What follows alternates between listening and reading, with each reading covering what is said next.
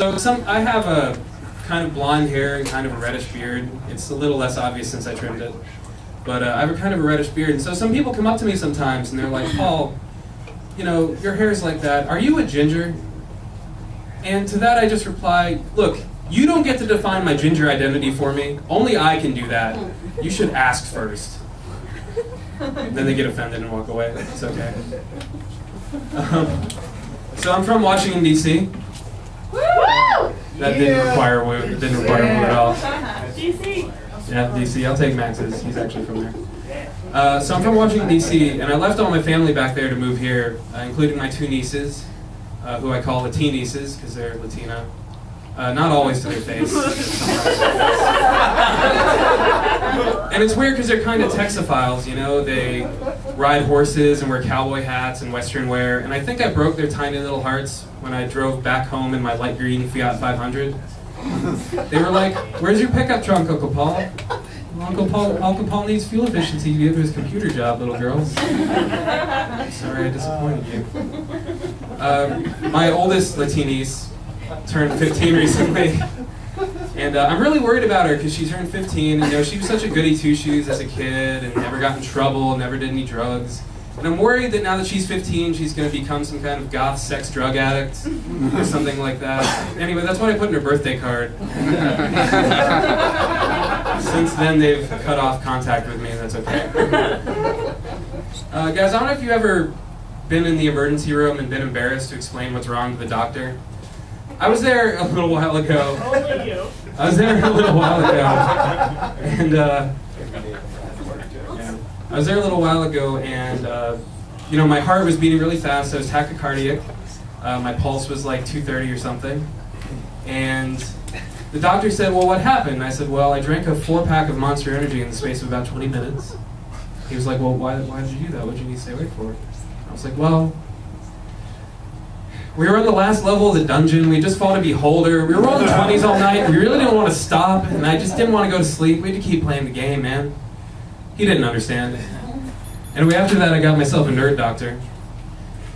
And this nerd doctor is great, except that when he was going through my family history, he was like, "Wow, this is a really rare disease your dad's dying of. That's fucking awesome." Thanks, nerd doctor. It's good to know that. Guys, I want to get a vasectomy this year. I want to have a vasectomy party. I wanted to call it a vasectomy shower, but that just seemed weird somehow on the invitation. I don't know why people are freaked out by that. And you know, you might ask, why does someone as young as me want to get a vasectomy? And that's what most urologists have also asked me. And that's okay. And it's just, you know, with all those genetic diseases in my family, it just feels like playing Russian roulette with someone you love but haven't met yet. Yeah, that gets an awe. That gets an awe. I understand. Guys, I don't know if you've had the same experience online dating I have. My experience online dating was that I signed up for an online dating site, filled in all my profile information, and 2 weeks later it emailed me my ex-wife's profile at a high match rate. That was my experience online dating. There just isn't really an online dating site for me, you know? There's like Geek to Geek, and you might think that's for me because of reasons. But what I'm really looking for is anonymous hookups for StarTrekFans.com. Because I don't want to know who's under that Klingon makeup the next morning when I'm cleaning up from all our rough Klingon sex. Their ridges go everywhere. It's really strange. Oh, yeah, you like that. Guys, I realized a positive spin recently on the term ethnic cleansing when I asked my Iranian neighbor how to get turmeric stains out of my pants. He had some good advice. There's nothing weird about that. I am divorced. I'm getting really tired of doing divorce jokes. At this point, I've realized that I'm going to be doing divorce jokes longer than I was ever married. So it's like I married the divorce jokes, which is kind of sad. I got married in the backyard of a coffee shop, which was really cute when we were married, but is now just really sad. Oh, you never took this seriously at all, did you? I guess not. Alright, guys, I'm going to leave you with this one. So, I feel like we bonded enough.